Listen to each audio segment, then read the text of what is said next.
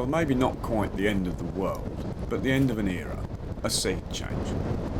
Recent decades at the Isle of Man TT have been dominated by the presence of the one man who looked able to match, if not exceed, the legendary Joey Dunlop's number of wins. John McGuinness's 2017 accident knackered that possibility and damaged his relationship with Honda, who still don't seem to grasp the reality or take responsibility for that accident.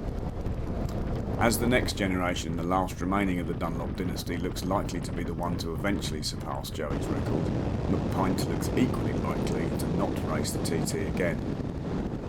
I'm not sure if he'll bow out of riding altogether, or just the event for which he's best known.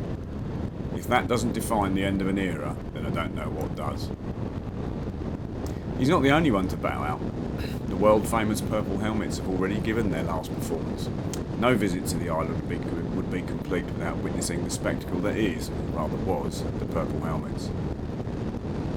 Since just before COVID, the unrestricted roads of the Isle of Man have been restricted to just the mountain during the TT fortnight.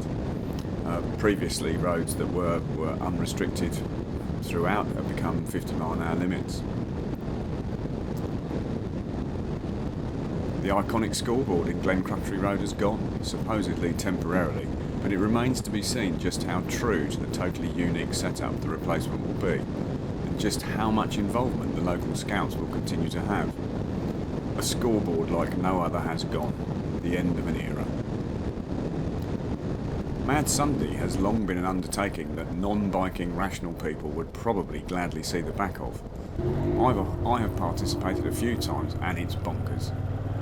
The sensible people have been getting their way since the tragic demise of Simon Andrews at the Northwest 200 in 2014. A memorial lap of the Isle of Man was instigated, the Simon Andrews Legacy Lap. It is marshalled and controlled and takes place in lieu of the mad bit of Mad Sunday, for those that don't get up early enough. Mad Sunday will drift into history as the Isle of Man TT continues to be marketed to non-bike enthusiasts. That may sound like a bit of bike snobbery, but I've been travelling to the island for a long time and long enough to recognise the changes. It's more corporate day out than it's ever been. Directly marketing non-road racing fans for the sake of their money could potentially dilute the experience for the fans and the privateers. To appeal to the corporate types, the timetable of racing has been tweaked and increased, which on the face of it looks great. But in fact the racers themselves seem to be in favour of more opportunity to race during what for many is their only visit of the year. However, what will become of things like the Ramsey Sprint, traditionally held on the Tuesday of race week? It would now clash with racing. The weather on the island plays a big part in everything, with practice and racing routinely delayed, so an increased timetable could play havoc with the timetable. Of particular concern is the Senior, now programmed to take place on the Saturday, a day previously reserved for the thoroughly enjoyable post-TT racing at the Billown circuit, and an emergency alternative for Senior Day should the weather scupper the standard Friday.